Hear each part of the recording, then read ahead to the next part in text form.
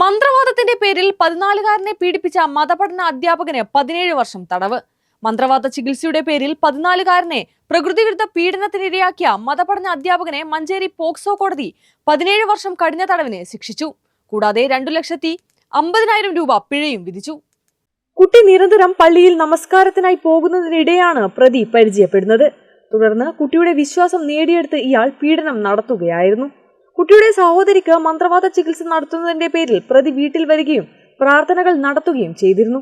ഇതിനു പിന്നാലെ വീട്ടിൽ നിന്ന് മടങ്ങുന്ന സമയത്ത് കുട്ടിയെ സമീപത്തെ ലോഡ്ജിലേക്ക് കൂട്ടിക്കൊണ്ടുപോയി അവിടെ വെച്ച് പ്രകൃതി വിരുദ്ധ പീഡനത്തിന് ഇരയാക്കിയെന്നാണ് കേസിൽ തെളിഞ്ഞത്. കൂടാതെ മൊബൈൽ ഫോണിൽ അശ്ലീല വീഡിയോകൾ കാണിച്ചു കൊടുത്തതായും കണ്ടെത്തി.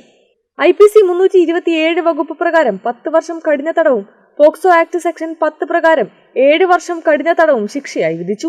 IPC 377 വകുപ്പ് പ്രകാരം 10 വർഷത്തെ കഠിന തടവിനും പോക്സോ ആക്ടിലെ 9L റെഡ് വിത്ത് 10 പ്രകാരം 7 വർഷത്തെ കഠിന തടവിനും 2,50,000 രൂപ പിഴയ്ക്കും വിധിച്ചിട്ടുള്ളത്.